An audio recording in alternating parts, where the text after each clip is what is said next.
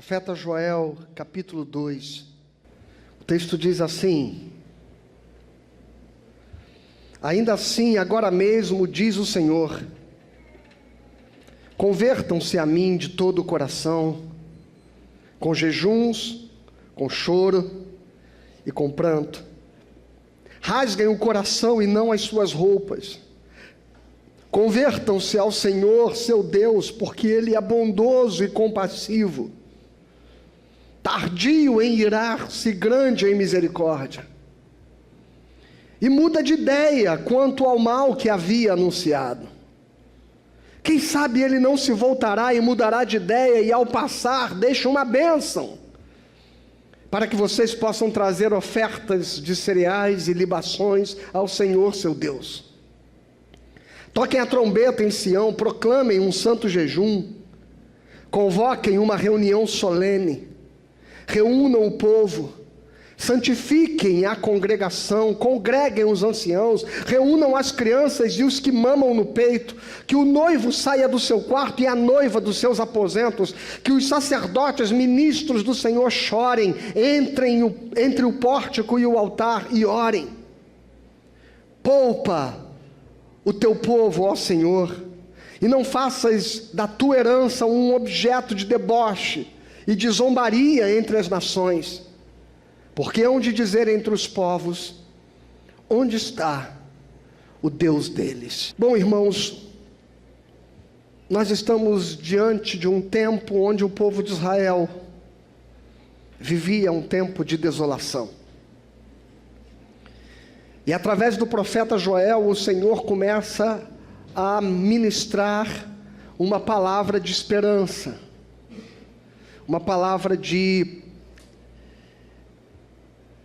misericórdia, de uma renovação da aliança deles com Deus e de Deus com o povo.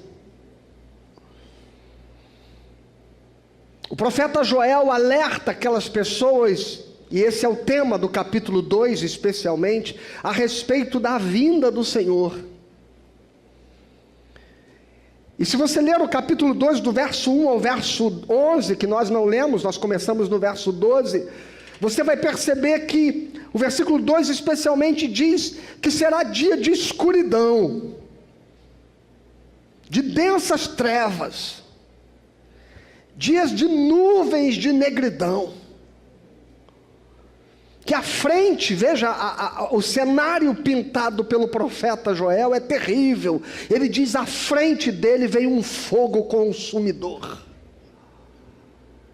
Na medida que, é como se, e o profeta Joel faz a seguinte ilustração, ele diz assim: é como se à frente do Senhor tivesse o jardim do Éden, mas na medida que ele passasse, o que fica para trás é apenas desolação. Joel está alertando para um juízo terrível, que viria sobre o seu povo, o povo de Israel, em função da sua iniquidade, em função dos seus pecados. E quando nós lemos o primeiro fragmento do capítulo 2, parece que o Deus que está sendo apresentado pelo profeta Joel é um Deus terrível, é um Deus castigador, é um Deus vingador, é um Deus de quem se deve ter medo. Um cenário perturbador. Era exatamente desta forma que o temor de Deus era construído no Velho Testamento. E é exatamente desta forma que a palavra de Deus tenta descrever o que acontece quando o pecado entra em contato com a santidade. O que acontece quando aquele que é santo, santo, santo, vem se relacionar com uma criação que está quebrada, caída e corrompida pelo mal e pelo pecado. Não há possibilidade de haver comunhão entre a santidade de Deus e o pecado. Não há possibilidade de que qualquer homem ou mulher possa entrar na presença de Deus e permanecer vivo, sem que a sua natureza pecadora seja transformada.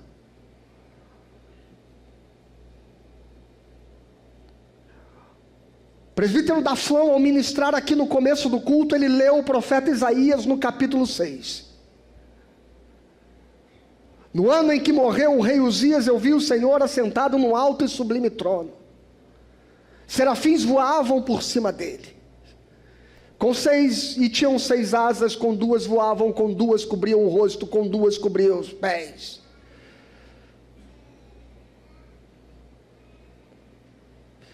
E o limiar do templo estremecia ao redor dele, e as abas das suas vestes cobriam o templo, e toda a terra estava cheia da sua glória, diz o profeta Isaías.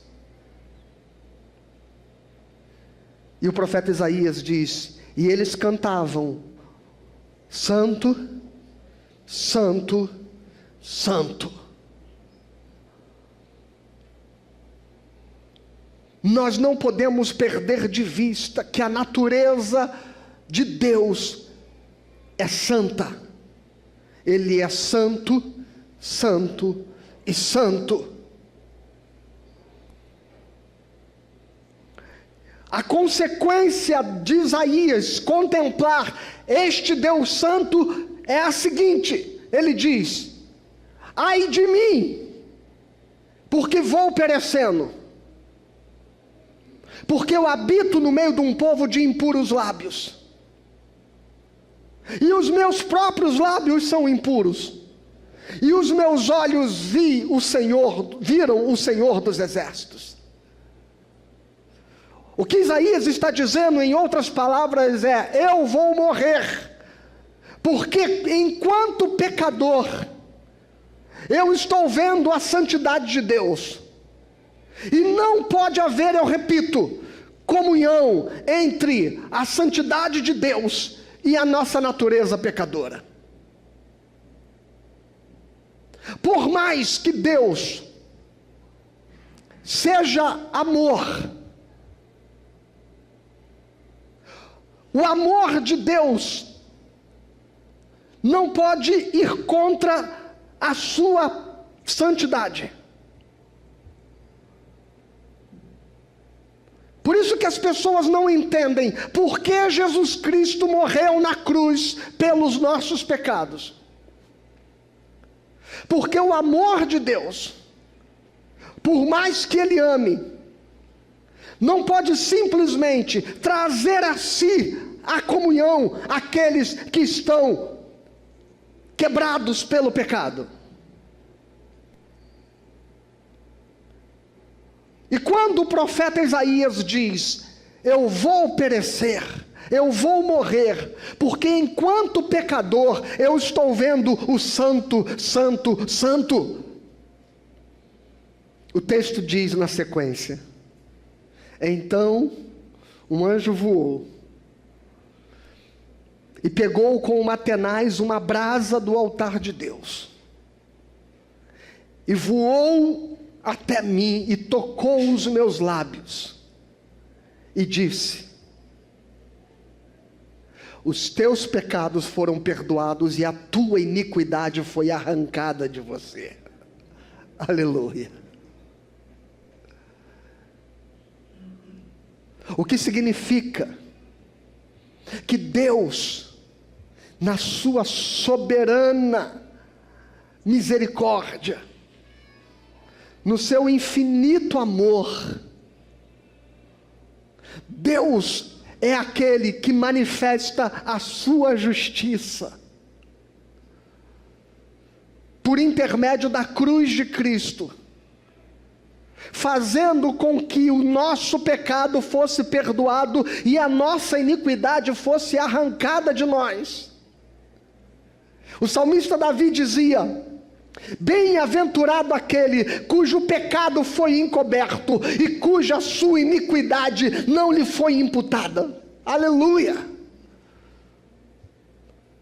E é por isso que apenas através da obra salvadora que Jesus Cristo fez na cruz do Calvário, é que nós podemos entrar na presença de Deus.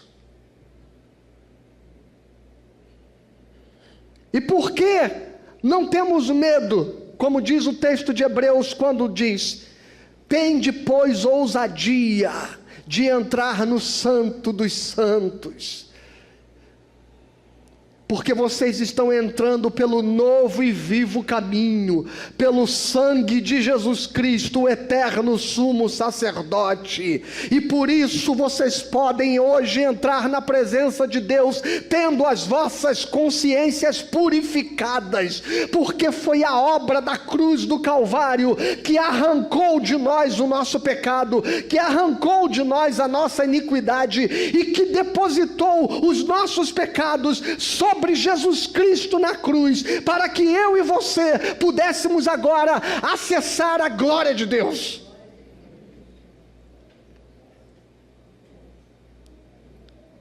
O que eu quero dizer com isso? Que quando o capítulo 2 do profeta Joel, dos versos 1 aos versos 11, retratam o tipo de destruição que acontece quando a santidade de Deus atravessa um lugar tomado de pecado, ele não está apresentando um Deus mau, um Deus castigador, um Deus vingador, um Deus cruel, um Deus que fere. Não é este Deus que o profeta Joel está apresentando. Ele está apenas retratando o que acontece quando o pecado tenta entrar em contato com a santidade de Deus. A questão não é a bondade de Deus que está sendo discutida aqui. O que está sendo apresentado aqui é a natureza de um Deus santo. E o que acontece quando esse Deus santo tenta entrar em contato com um mundo caído e quebrado? Não sobrará pedra sobre pedra. Uma das coisas que muitas vezes se fala a respeito do calvinismo é que a ideia da eleição e da predestinação transformariam Deus num ser mau, que elege e escolhe pessoas para a condenação. O que o profeta Joel está nos lembrando, irmãos, é que Deus não escolhe pessoas para a condenação. Deus não elege pessoas para a condenação. A nossa natureza pecadora e caída nos condenou. A nossa natureza pecadora e caída nos tornou indignos de viver em comunhão com aquele que é santo. Mas antes disso se tornar um grande lamento, nós chegamos no versículo 12 do profeta Joel. Vamos lá? E ele diz assim: ainda assim, ou seja, fica na sua mente, traga para sua mente o retrato do que eu acabei de dizer dos versos 1 aos versos 11. Um cenário de plena destruição, de pleno furor. E o profeta Joel diz assim: ainda assim, ainda que Deus venha e a sua santidade, naturalmente, por uma questão ontológica, ela há de produzir no pecado a destruição daquele que vive em pecado.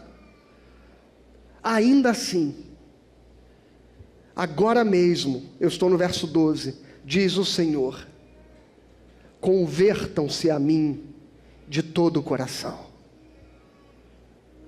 Convertam-se a mim de todo o coração. O profeta Joel, ele está nos dando, irmãos, está nos apresentando o poder da graça de Deus. Convertam-se a mim de todo o coração. Convertam-se ao Senhor. Veja, no verso 13, parte B, diz assim: convertam-se ao Senhor seu Deus, porque Ele é bondoso e compassivo, e tardio em irar-se, e grande em misericórdia, e muda de ideia quanto ao mal que havia anunciado. Sabe o que Deus fez em Jesus Cristo, quando o homem pecou? Olha, irmãos, que coisa maravilhosa é isso. Que coisa maravilhosa é isso. Quando o homem pecou, e quando o homem caiu, e quando o homem decidiu se afastar de Deus, e quando o homem escolheu a si mesmo em detrimento do Criador, e quando o homem voltou-se para o seu próprio orgulho, tornando-se Senhor e Deus de si mesmo, como diz o apóstolo Paulo em Romanos capítulo 1, adorando mais a criatura do que o Criador. Naquele instante, Deus não estava sendo surpreendido pelo pecado. Deus não levou um susto com a queda. Deus não ficou abismado com o fracasso do homem. Quando nós vamos lendo as Escrituras, nós vamos descobrir a respeito da morte do Senhor Jesus Cristo, quando a Bíblia diz: o Cordeiro que foi morto antes da fundação do mundo. Antes que houvesse a queda, Deus já havia planejado a redenção. Antes que o homem quebrasse e caísse, Deus já havia oferecido Jesus Cristo como aquele que viria nos remir dos nossos pecados. E foi exatamente por isso que ainda ali no Éden, ainda naquela conversa, quando Deus encontra Adão nu, envergonhado, e Eva em pecados, o Senhor diz, e o Senhor declara a Satanás, que da mulher e do ventre da mulher sairia aquele que iria lhe pisar a cabeça e queria esmagar a serpente, porque já no Éden, no momento que o homem caiu, o Senhor declarou que o Senhor ia fazer a redenção e ia manifestar a salvação ao mundo.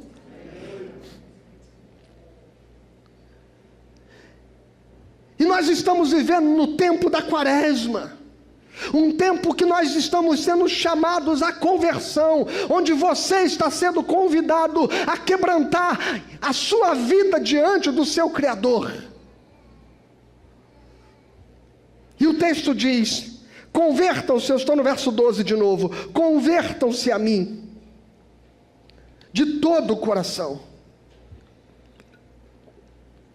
com jejuns, com choro e com pranto. O convite que Deus está fazendo, e este é o tema desta palavra nesta manhã, é exatamente esse: volte-se para Deus de todo o teu coração. Volte-se para Deus de todo o teu coração. E a primeira coisa que eu quero dizer a você, que o que Deus está apresentando para você não é um anúncio de destruição, é um convite à conversão.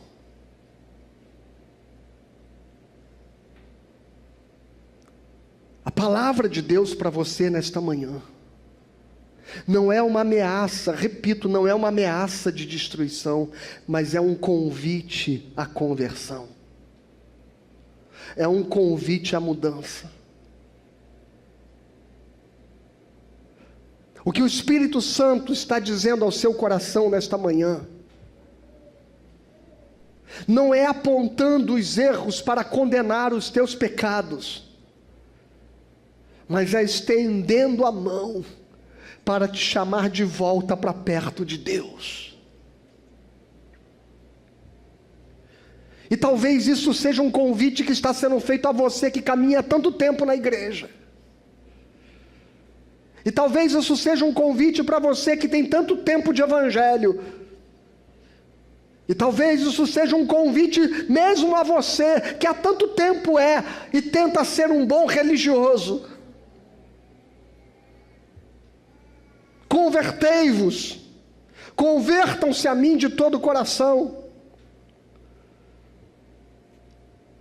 A quaresma não é só um tempo de tradição religiosa, ela é um tempo de retorno ao coração de Deus. Ela está apontando para a cruz de Cristo. É um tempo litúrgico que nos lembra que Jesus veio morrer por nós, e Ele morreu e ressuscitou por nós. Portanto, é um convite para que você, neste momento, aceite o caminho que Deus fez até você, para que você faça o seu caminho ao coração de Deus.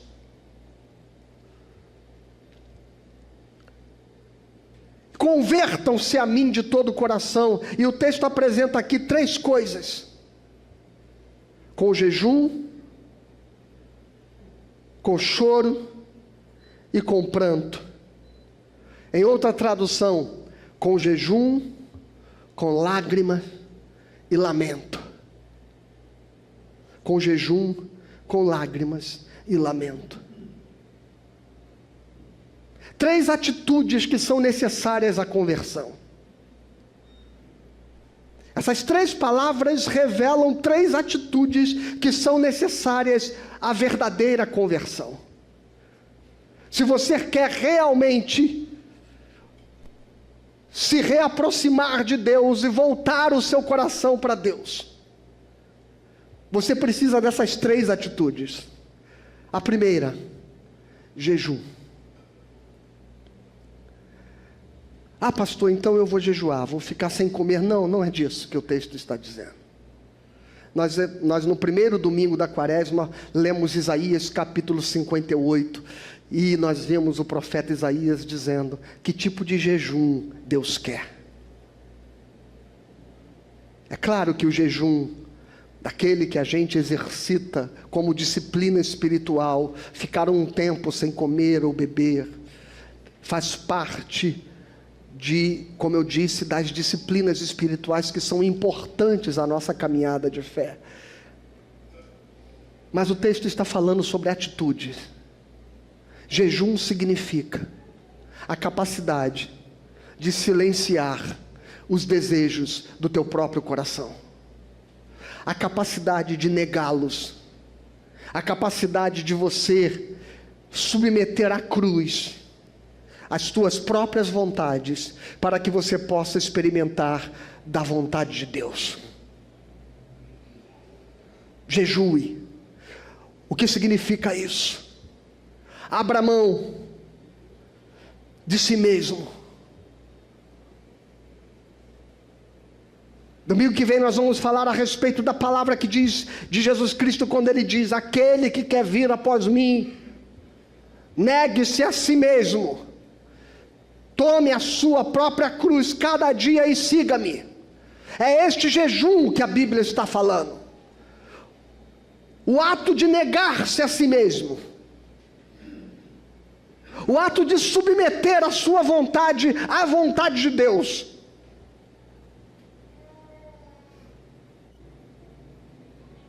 O ato de crucificar os desejos do seu próprio coração, para que você possa experimentar Deus saciar a tua alma daquilo que você realmente precisa. Convertam-se a mim com jejum. Segundo, convertam-se a mim com lágrimas, com choro. Jesus Cristo diz: bem-aventurados os que choram, porque eles serão consolados. Dr. Martin Lloyd Jones, ao comentar esse texto, ele diz: bem-aventurados aqueles que, ao tomarem consciência do seu pecado, da sua condição depravada, são capazes de chorar por isso.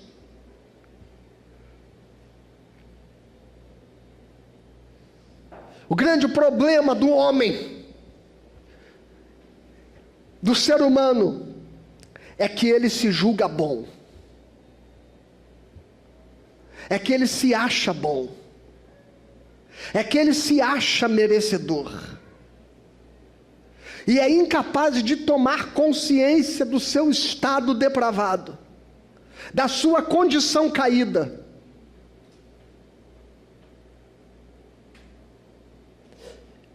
Chorar aqui significa tomar consciência da sua condição pecadora, ao ponto disso te levar às lágrimas,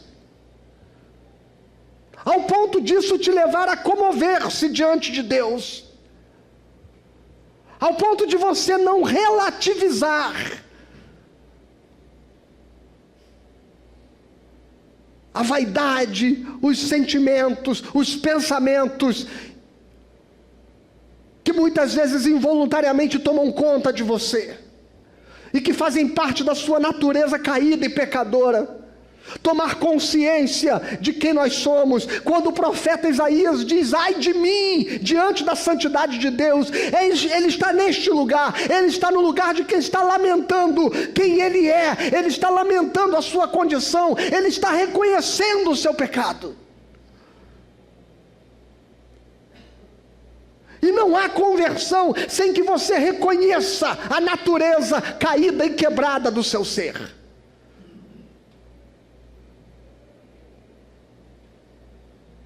E muitas vezes esse é o problema do religioso. Por isso que esta palavra de conversão possivelmente seja uma palavra que sirva tanto àqueles que ainda não experimentaram o novo nascimento em Jesus, tanto para aqueles que um dia já se chegaram à fé e que já caminham na fé, porque o grande mal do religioso é que ele muitas vezes se julga tão bom que ele não precisa de arrependimento, de contrição e de derramamento diante de Deus para buscar perdão e graça do Senhor. E foi isso que Jesus disse para os religiosos do seu tempo. Os bons não precisam de médico, né? Eu vim para os doentes. Eu vim para quem é capaz de chorar, reconhecendo a natureza do seu pecado. Deus está aqui, irmãos, com os braços de amor aberto para todos aqueles que são capazes de reconhecer que precisam de graça e de perdão. Deus não está aqui nesta manhã para encontrar santos. Deus não está aqui nesta manhã para encontrar pessoas perfeitas. Deus não está aqui nesta manhã para encontrar pessoas boas. Deus está aqui para encontrar pecadores arrependidos que reconhecem que precisam da sua graça e do seu amor e que se quebrantam em lágrimas diante dele, reconhecendo: Senhor, eu só posso caminhar contigo se for debaixo do teu perdão e da tua graça, porque eu sou pecador.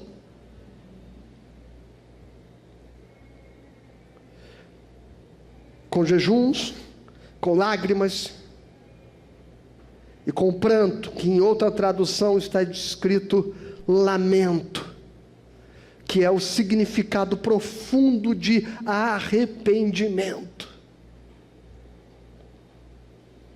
Porque não basta apenas admitir que você é pecador. É necessário que você se arrependa disso, que você não queira mais isso para a sua vida. E às vezes é tão difícil. Às vezes é tão difícil. Eu não sei se você já leu As Confissões de Santo Agostinho. É um livro que todo mundo devia ler. Lindíssimo. E Agostinho tinha um problema na vida dele. O problema de Agostinho era com mulheres. Ele vivia em orgias, em prostíbulos. Ele tinha uma compulsão por sexo. Ele é um personagem do século IV da igreja, da história da igreja. Mônica, sua mãe, aquela que hoje dá nome a escolas aqui no Rio de Janeiro, Santa Mônica. Quando você ouvir falar de Santa Mônica, é a mãe de Santo Agostinho. Mônica procurava Ambrósio, bispo de Milão, pregador através de quem Agostinho veio a se converter, ouvindo Ambrósio. Mônica procurava Ambrósio em lágrimas. Em lágrimas, dizendo que a sua grande preocupação era com a salvação de seu filho, que ela havia perdido nos pecados nos quais ele vivia. Deixa eu abrir um parênteses, veja aqui, tem uma palavra de esperança para você mãe, para você pai. Ambrósio disse assim para Mônica: não te preocupe, não te preocupe, porque jamais Deus vai permitir que se perca um filho de tantas lágrimas. Amém. Fecha parênteses. E Agostinho veio a se converter já depois de muito tempo na sua vida adulta. Mas quando Agostinho se converte, ele faz uma oração curiosa que está nas Confissões. É engraçado até. É engraçado. Ele ora assim: Deus, dá-me a castidade. Lembra que eu disse que o problema dele era com sexo? E ele diz assim: Deus, dá-me a castidade. Mas não agora.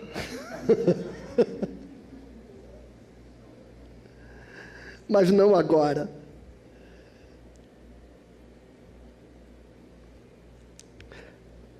O problema, irmãos, muitas vezes, é que nós reconhecemos os nossos pecados, mas nós não estamos dispostos a abrir mão deles. E o que o profeta Joel está dizendo é: converta-se com jejum, com lágrimas e com lamento, como alguém que está decidido a ser uma pessoa diferente a partir de hoje, como alguém que não quer mais viver nos mesmos hábitos, repetir as mesmas palavras, reproduzir os mesmos comportamentos, perpetuar os mesmos relacionamentos que estão quebrados, falidos, destruídos, cheios de mágoa, cheios de ódio, cheios de ressentimento, cheios de tristeza, de amargura, de feridas abertas. Reconheça os seus pecados, mas em nome de Jesus tome a decisão de que você quer sair daqui nesta manhã transformado.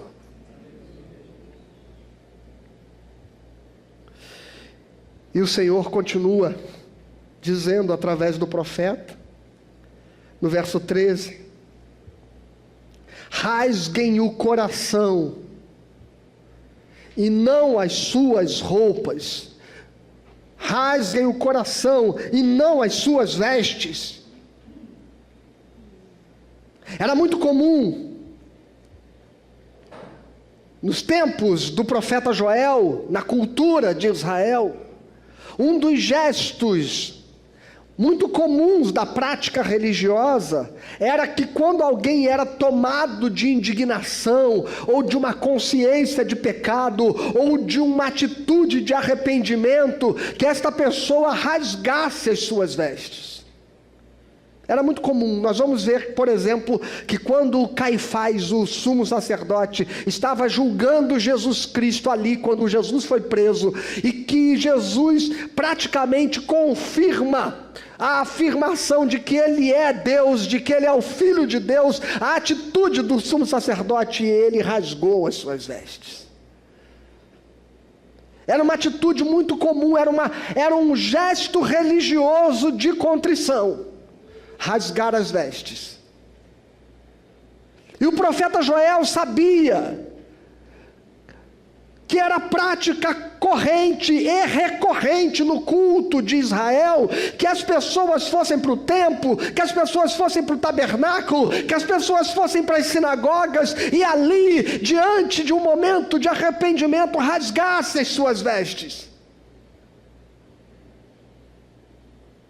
Só que Deus está cansado de ritos religiosos vazios de significado. Deus está cansado de gente que vem para o culto domingo e que levanta as mãos, e que canta, e que ora, e que chora, mas que não busca a experiência de nascer de novo em Jesus.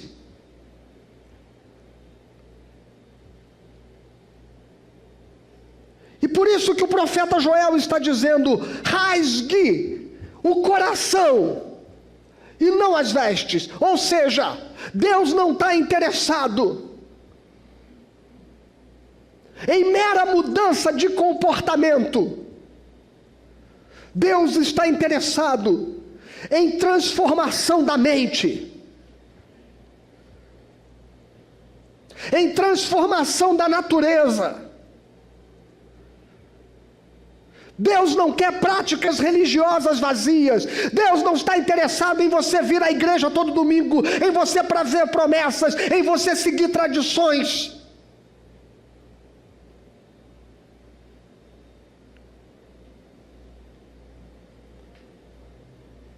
Em botar um determinado tipo de roupa, em não ouvir determinada música. E tem gente que transforma relacionamento com Deus num pacote de hábitos e comportamentos apenas. E o coração continua pulsando em pecado, em desejos e em corrupção. A conversão, meu irmão e minha irmã, a conversão não é uma mera assimilação de um conjunto de doutrinas. Hoje nós temos vivido diante de um cristianismo de adesão. Sabe o que é um cristianismo de adesão? São pessoas que, diante da mensagem do Evangelho, ouvem uma mensagem de esperança, que traz alento, que traz conforto, que traz esperança para a sua vida, e a partir disso, elas se filiam a uma comunidade religiosa e passam a fazer parte deste grupo de gente que se reúne com esta linguagem e começam a falar sobre Jesus, e começam a vestir roupas que estampam Jesus, e começam a colocar adesivos nos seus carros, e começam a ouvir músicas cristãs, e começam a reproduzir o estereótipo do que significa ser evangélico.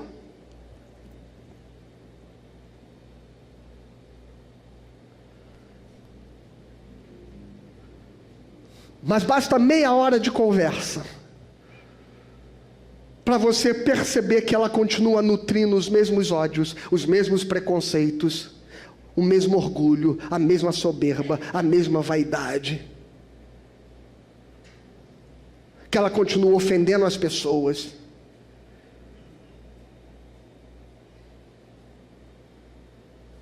Que ela não exerce misericórdia, que ela não exerce amor, que ela não tem compaixão. que ela não tem afeição, que ela não se comove com a causa da justiça do pobre, do oprimido. Ou seja, a sua estrutura de pensamento permanece a mesma. Sua estrutura ética permanece a mesma. Mas a sua roupa é a roupa de crente. Mas aquela música que ela ouve é a música de crente. Mas domingo ela frequenta uma igreja. Mas no meio da semana ela está numa célula. E se tiver culto todo dia, ela vai todo dia.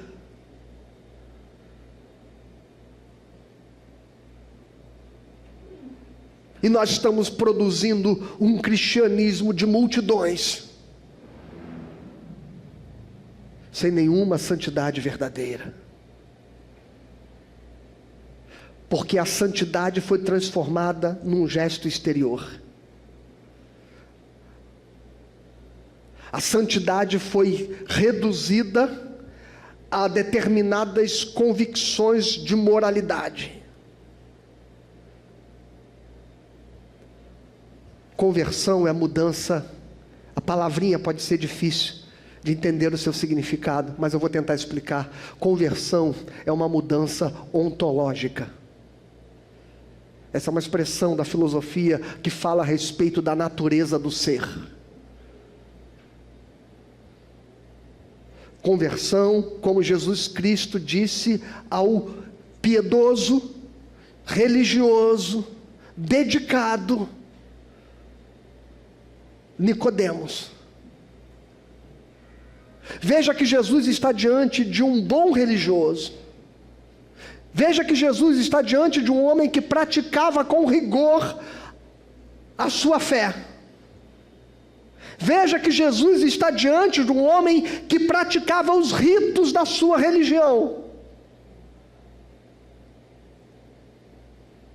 E era tão bom naquilo que fazia enquanto religioso, que era um dos mestres de Israel, e era um dos principais, fazendo parte inclusive do maior tribunal religioso do seu tempo, que era o Sinédrio. Mas quando Jesus encontra este religioso, Jesus diz: não te admires de eu te dizer que importa-vos nascer de novo. O que é nascer de novo?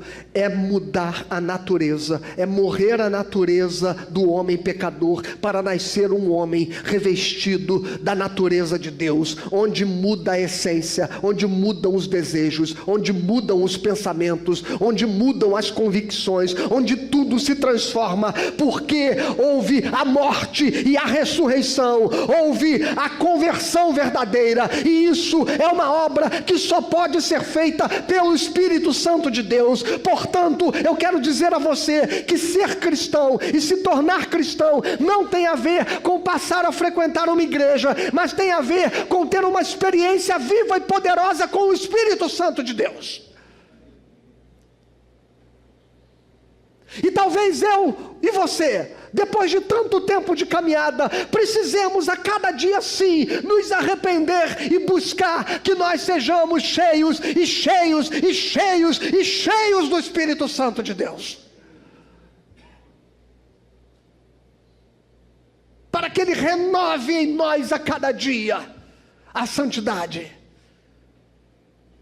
e nos dê consciência verdadeira de arrependimento e de mudança.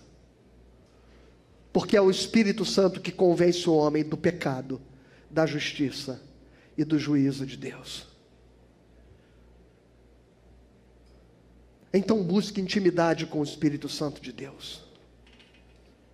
Busque relacionamento com Deus. E isso é muito mais do que frequentar um culto e vir à igreja no domingo. Isso é, como eu disse no momento de contrição, isso era assumir um estilo de vida de quem tem fome e sede de Deus e que busca o Senhor todos os dias na sua vida.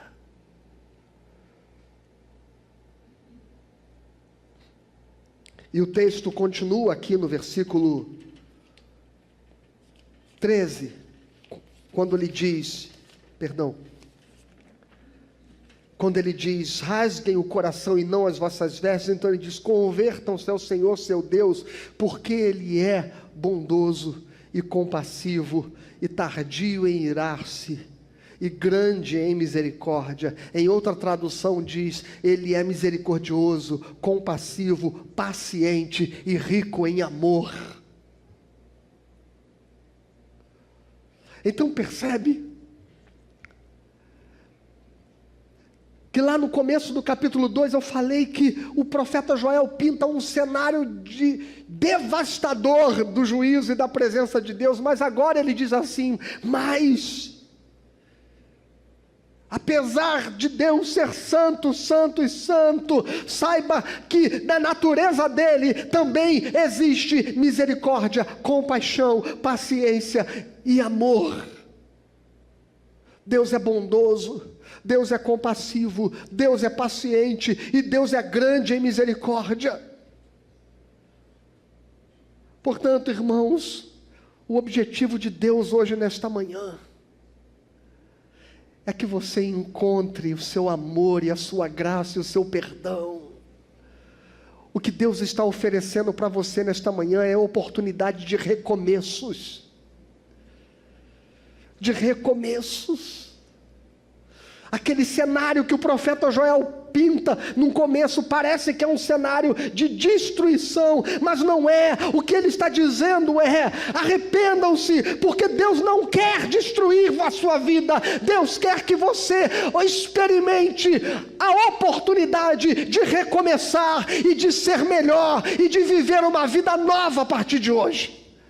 Deus quer reconstruir teu casamento, Deus quer reconstruir teus relacionamentos, Deus quer reconstruir a sua vida, Deus quer reconstruir o teu relacionamento com Ele, a sua intimidade com Ele. Então hoje, em nome de Jesus, arrependa-se e aceite a oportunidade da graça de Deus.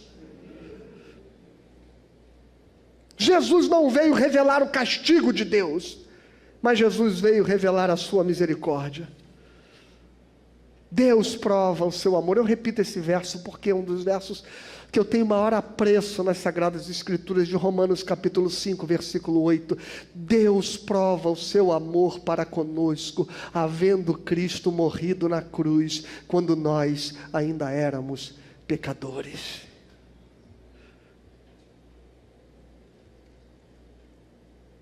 Então, irmãos,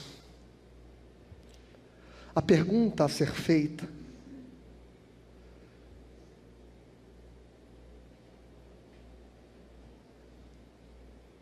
não é o que a gente deve fazer neste tempo litúrgico que nós chamamos de Quaresma. Nós que vivemos num país de tradição católico-romana, historicamente, sabe que existem muitos hábitos. Na Sexta-feira Santa as pessoas compram bacalhau, não comem carne. Tradições.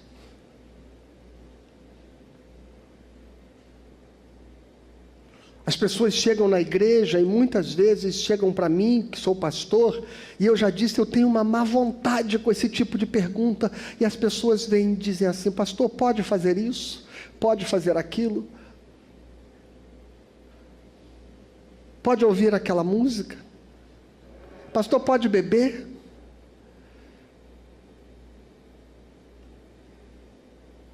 Pode vestir essa roupa? Pode frequentar aquele lugar? A pergunta a ser feita não é o que pode e o que não pode, irmãos. A pergunta que você precisa fazer é o quanto o seu coração está perto de Deus. Porque quando a gente nasce de novo em Jesus, a questão deixa de ser pode ou não pode, porque nós somos atraídos por aquilo que produz em nós vida, beleza e santidade. O pecado passa a ser um incômodo. As coisas que desagradam a Deus passam a nos envergonhar. E o nosso espírito, ele facilmente identifica aquilo que nos aproxima de Deus e aquilo que nos afasta de Deus.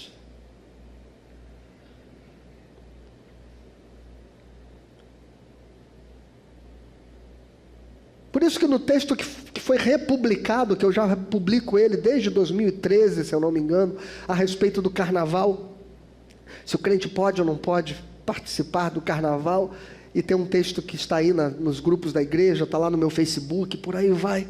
Tem uma palavra lá que eu digo assim: o crente que nasceu de novo em Jesus, ele não pergunta o que pode e o que não pode, ele discerne. Ele tem discernimento. Não é o pastor que diz para ele o que ele pode e o que ele não pode. Não é a religião que diz para ele o que ele pode e o que ele não pode. Não é a igreja, não é a doutrina da igreja que diz para ele o que ele deve vestir, o que ele não deve vestir. É a sua mente nova, que nasceu de novo, que tem fome e sede de justiça, de santidade, de amor, de bondade, de verdade.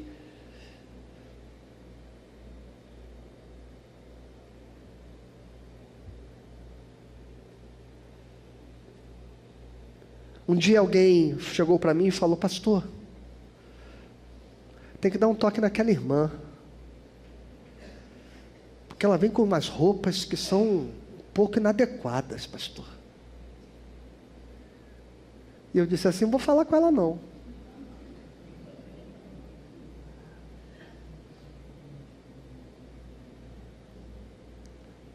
Aí ela falou assim: mas por que, pastor, que o senhor não vai falar? Muda alguma coisa se ela passar a vestir outra roupa porque eu pedi?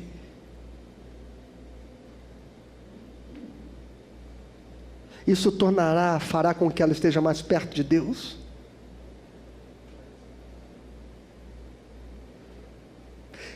Aí eu disse para essa pessoa assim, que era um irmão inclusive, disse assim: com ela eu não vou falar não. Mas fiquei curioso de saber por que a roupa da irmã está incomodando o irmão. Vamos falar sobre isso? Que tipo de pensamentos a roupa da irmã desperta no irmão? Sabe o que é isso, irmãos? Essa é a cara da religião. Que ela quer adequar as pessoas por fora, enquanto a pessoa está corroída por dentro. Essa é a cara da religião. A pergunta não é o que você pode e o que você não pode. A pergunta é o quanto você está cheio da nova vida de Deus para você. Pense nisso. E lembre-se, Deus nunca rejeita um coração arrependido.